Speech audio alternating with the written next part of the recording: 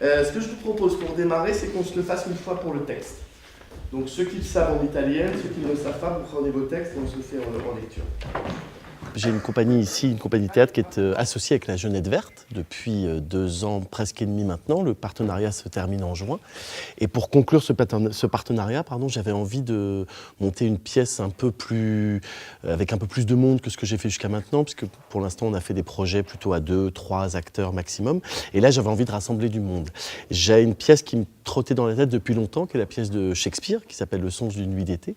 Et m'est venue l'idée, pour la distribution de cette pièce, de former une troupe de 14 personnes et dans cette troupe de mélanger des acteurs amateurs locaux, c'est-à-dire des gens qui avaient déjà fait du théâtre mais sans but professionnel, et de rajouter à cette distribution des acteurs professionnels que je connaissais, avec qui j'avais déjà travaillé, pour former une troupe comme ça un peu hétéroclite et qui ensemble aient envie de raconter cette histoire. Que chacun révise vite son rôle, que Tisbé est une chemise propre, que celui qui fait le lion prenne garde de ne pas se ronger les ongles. Un lion doit avoir les ongles longs. Grave.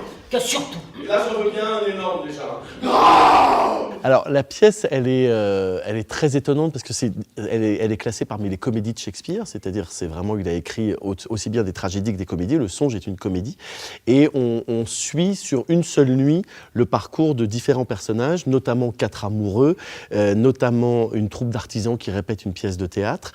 Et en fait, les amoureux notamment, j'avais envie vraiment que ces rôles soient joués par des adolescents. J'aime beaucoup le théâtre, donc c'est ça la principale raison. Et après, c'était intéressant aussi de faire un projet sérieux, on va dire un vrai spectacle, pas juste un club au lycée.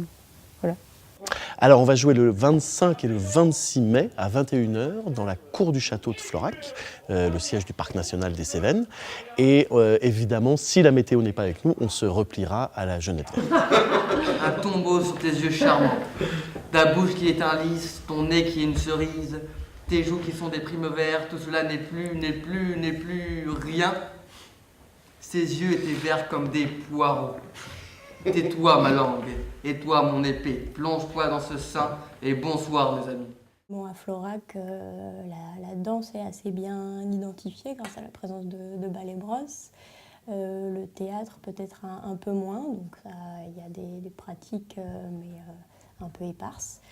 Et donc on avait envie aussi de créer un nouveau public et de permettre aux gens d'ici de pratiquer le théâtre et de manière peut-être un peu plus poussée, avec vraiment un projet sur du long terme.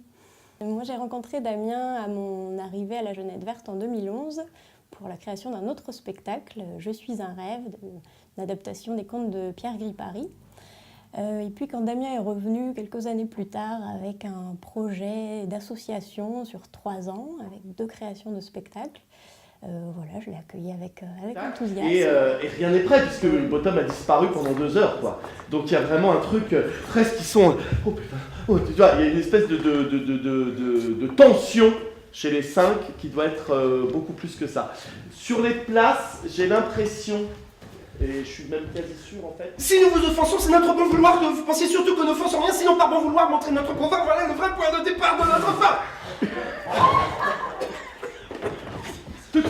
L'idée, c'était vraiment de s'implanter ici et de tisser des liens, de travailler sur la rencontre avec les gens. C'est-à-dire que le théâtre soit pas fait dans une bulle hermétique, mais qu'il soit vraiment en lien avec les gens et qu'on aille à la rencontre des gens. C'est dans ce cadre-là, par exemple, qu'on a créé un spectacle qui s'appelait À table, qu'on avait joué au Festival de la Soupe, qui était un spectacle de rue, de proximité.